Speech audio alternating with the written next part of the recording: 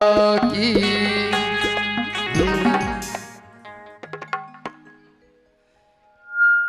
कि साजी साजी डलिया है मैया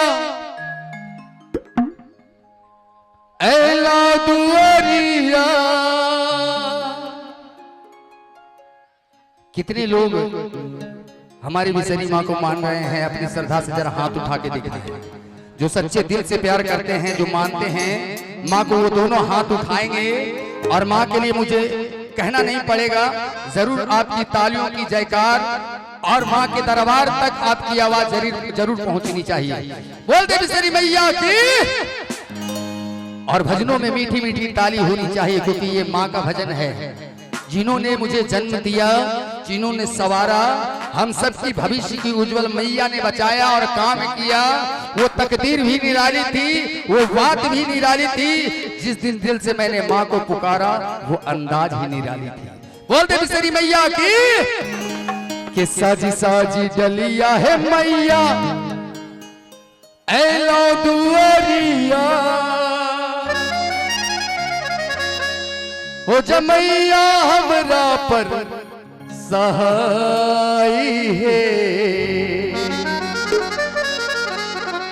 अब बिसरी है मैया उठवा के तीजे। अखवा में लिहल बसाई है। साजी साजी डलिया है मैया ऐला दुआरिया। साजी साजी डलिया है मैया ऐला दुआरिया। हो जमैया हमरा पर सहाय है, अब बिसरी मैया भुलवा के तीजे। अखिया में हमरो बसाई है, अब बिसरी मैया भुलवा के तीजे। अखिया में लिहल बसाई है। साजी साजी गलिया है मैया। दोनों हाथ उठाके, दोनों हाथ उठाके जयकारा बोल दे विसरी मैया की।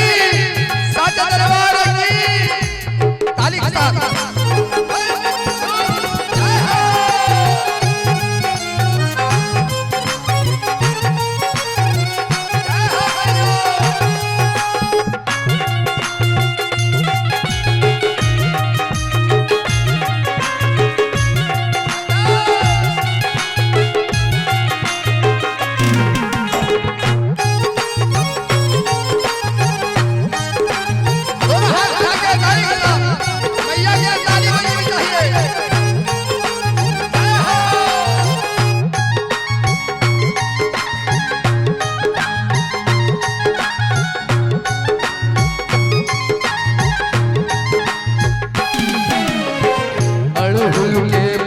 है मैया तोहरे चढ़ैबो।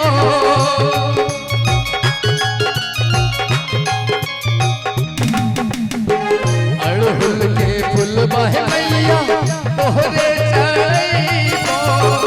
सुखवा के मनसा पुराई है, अब बिसरी मैया उठवा के तीजे। अखवा में लिहल बसाई है। साजी साजी डलिया है मैया ऐला दुआरिया। साजी साजी डलिया है मैया ऐला दुआरिया। हो जमैया हमरा पर सहाय है, अब बिसरी मैया भुलवा के तीजे। अखिया में हमरो बसाई है।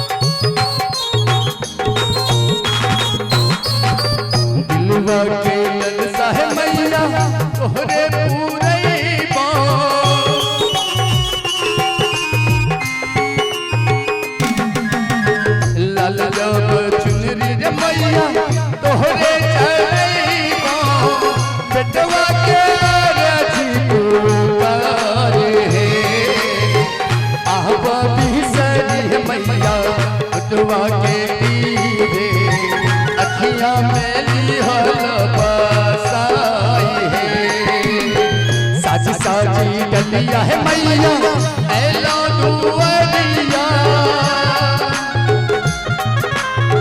साजी साजी गलिया है मैया ऐला दुआरिया हो जा मैया हमरा पर सहाय है आहबा बिसरी मैया फुलवा के तीरे अखियां में लिहल बसाई है आहबा बिसरी मैया फुलवा के तीरे अखियां में लिहल बसाई है आहबा बिसरी मैया फुलवा के तीरे अखियां में लिहल बसाई है आहबा बिसरी मैया फुलवा के तीरे अखियां में लिहल बसाई है।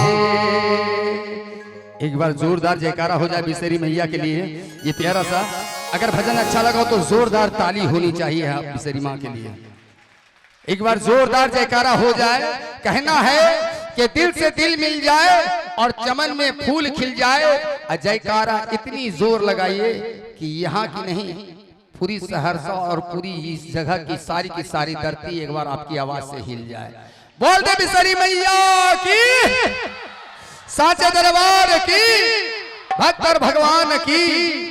और आइए थोड़ी सी भजनों को रुख मुड़ते हुए